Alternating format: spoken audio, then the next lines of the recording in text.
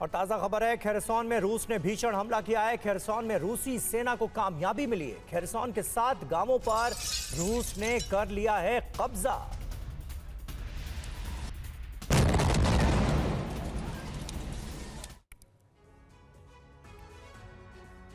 और यूक्रेन के सूमी में भी ड्रोन अटैक हो रहे हैं। रूसी सेना ने 36 ड्रोन दागे। यूक्रेन का हथियार डिपो यहां पर जलकर भस्म हो गया।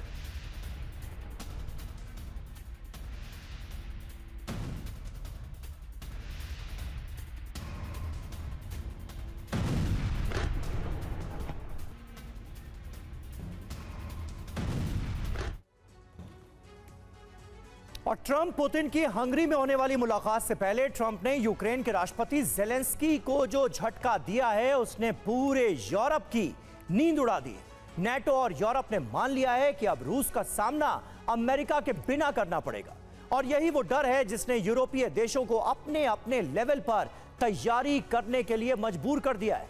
लेकिन यूरोप और नेटो की ये मजबूरी यूक्रेन की जंग को न्यूक्लियर युद्ध की दिशा में मोड़ने का पहला कदम साबित हो सकती है। ऐसा हम क्यों कह रहे हैं, इस रिपोर्ट में देखिए।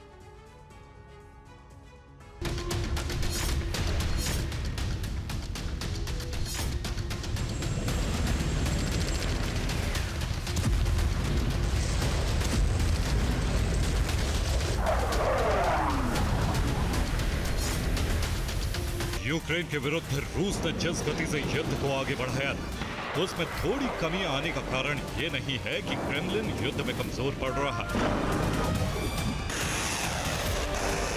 बल्कि इस गति में कमी के कई कारण,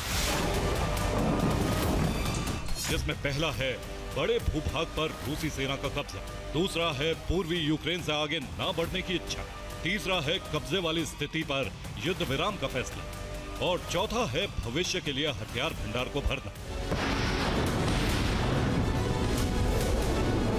लेकिन इन कारणों पर यूक्रेन और यूरोपीय देशों ने विचार नहीं किया, बल्कि अमेरिकी थिंक टैंक्स रूस की रणनीतिक स्थिति समझ चुके हैं। यही वजह है कि ट्रंप को अपने फैसले से यू टर्न भी लेना पड़ रहा है। यानी यूक्रेन रूस की स्थिति कमजोर मानकर हमले कर रहा है। यूरोपीय देश यूक्रेन को हथियार की मदद दे रहे हैं। इन हमलों और मदद का आधार ट्रंप से हथियार खरीद का भरोसा था, पर अब ट्रंप ने लंबी दूरी की मिसाइल देने से अब मना कर दिया,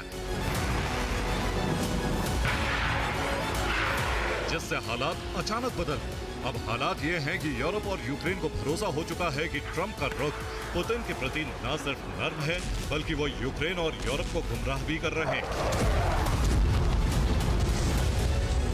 और इस धारणा की बुनियाद बनी दो मौजूदा स्थिति,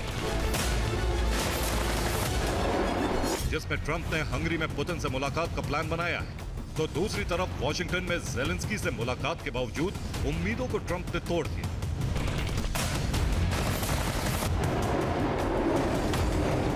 जो संकेत है कि ट्रंप पुतिन के विरोधी नहीं, बल्कि उनके मददगार।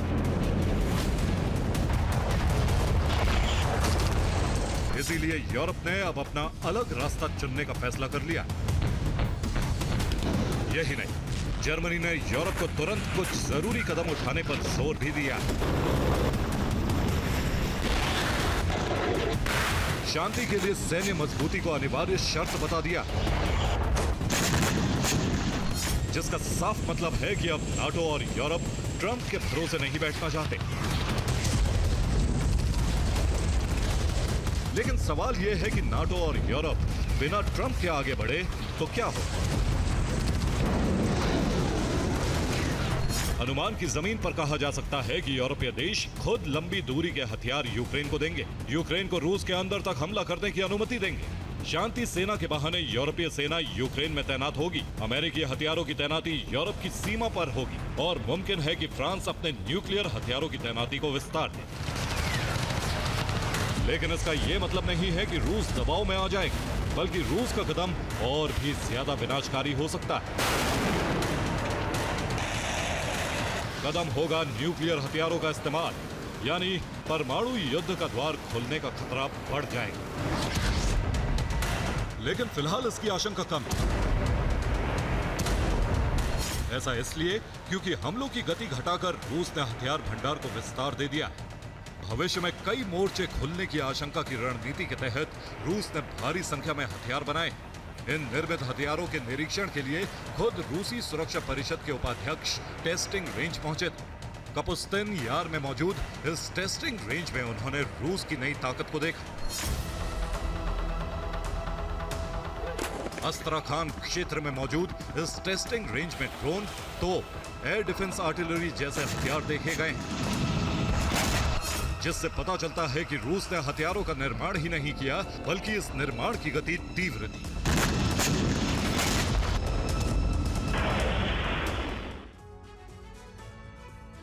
तो यूरोप के खिलाफ तैयारी के तहत रूस ने हमलों की गति धीमी करके अपने हथियार निर्माण की गति बहुत तेज कर दी है, जिसका प्रमाण यह है कि 2024 तक रूस सालाना 14 लाख ड्रोन का निर्माण कर रहा था, लेकिन 2025 के लिए उसने 40 लाख ड्रोन निर्माण का बड़ा टारगेट रखा है और इस लक्ष्य को पाने के वो बहुत करीब भी पहुंच गया है, जिनमें मुख्य रूप से घातक ड्रोन शामिल किए गए हैं। इनमें फर्स्ट पर्सन व्यू ड्रोन की संख्या 20 लाख है, शाहेड ड्रोन की संख्या 79,000 है और लॉन्ग रेंज ड्रोन की संख्या 30,000 तक करना लक्ष्य रखा गया है।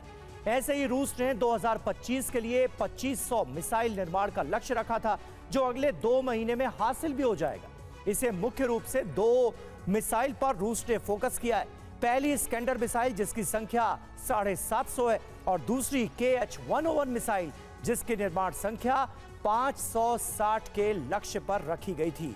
इनके अलावा रूस ने अतीत के अनुभव से जमीनी लड़ाई के लिए मुख्य हथियार टैंक को तरजीह देते हुए 1500 टैंकों के निर्माण का लक्ष्य रखा था, जो हासिल भी होने जा रहा है। जबकि 2024 से पहले रूस हर साल मात्र 400 टैंकों का निर्माण करता था, जिसमें सप्लाई किए जाने वाले टैंक भी शामिल थे।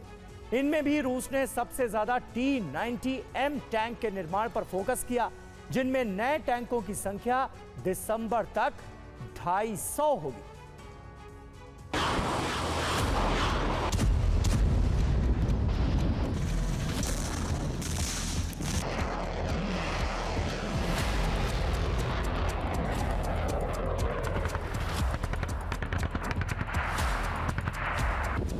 वर्ष 2025 अभी खत्म नहीं हुआ है, लेकिन रूस इतने हथियार जुटा चुका है जो नाटो और संयुक्त यूरोप का सामना कर सकते हैं। जबकि यूरोप के पास ना तो ज्यादा हथियार हैं, न ही उनके हथियार निर्माण की गति इतनी तेज है। यही वजह है कि नाटो के सदस्य देशों में डर का माहौल बन चुका है, जिसे प्रामाणिकता देती है सुरक्षा की तैयारी। इनमें पोलैंड ने मजबूत शेल्टर्स के निर्माण की गति बढ़ा दी, सीमा पर एंटी ड्रोन सिस्टम को एक्टिवेट कर दिया और बिजली सब स्टेशनों के पास एयर डिफेंस तैनात कर दिए। ठीक ऐसी ही तैयारी बाल्टिक देशों ने भी की और EU से सुरक्षा की गुहार भी लगाई। लेकिन दूसरी तरफ तैयारी रूस से सामना करने की भी। इसीलिए नाटो सदस्य नीदरलैंड्स ने 72 शाकल इन्फेंट्री कॉम्बैट व्हीकल के ऑर्डर जारी किए। ऑस्ट्रेलिया ने यूरोपीय क्षेत्र की निगरानी के लिए आधिकारिक रूप से AEWNC E-7A वेस्टेल विमान की तैनाती कर दी और यूक्रेन ने रूस से टकराने के लिए आर्टिलरी ब्रिगेड का गठन शुरू कर दिया। इनके अलावा भी कई देशों ने अपने अपने स्तर पर तैयारी शुरू की, जिसे संयुक्त तैयारी का रूप देने में समय लग सकता है। लेकिन यह समय कम है, इसीलिए यूक्रेन और नाटो की आक्रामकता थोड़ी घटी भी। इसमें ब्रिटेन ने यूक्रेन में शांति के लिए योजना बनाने का आग्रह किया। ब्रिटेन शांति योजना का स्वरूप ठीक गाजा शैली में चाहता है, तो वहीं ज़ेलेंस्की ने भी फ्रंटलाइन पर युद्ध विराम का आह्वान किया और इस आह्वान को ट्रंप की योजना के तहत सही बताया। यानी ब्रिटेन मान चुका है कि यूक्रेन के पास भले ही पश्चिमी देशों का समर्थन है, लेकिन रूस को हराना मुश्किल। तो ज़ेलेंस्की ने ट्रंप की यथास्थिति युद्ध विराम की शर्त को आंशिक रूप से स्वीकार कर लिया। लेकिन यह भी तय है कि पुतिन की शर्तें लागू हुई तो युद्ध को भड़कने से कोई नहीं रोक पाए। यानी नाटो बनाम रूस का टकराव तय। लेकिन ट्रंप ने अपने एकल साम्राज्य विस्तार की योजना को लागू किया तो फिर रूस से नाटो टकरा तो जाएगा, पर अमेरिका के बिना युद्ध में अपना अस्तित्व भी खो देंगे। Bureau report, TV9 Bharat.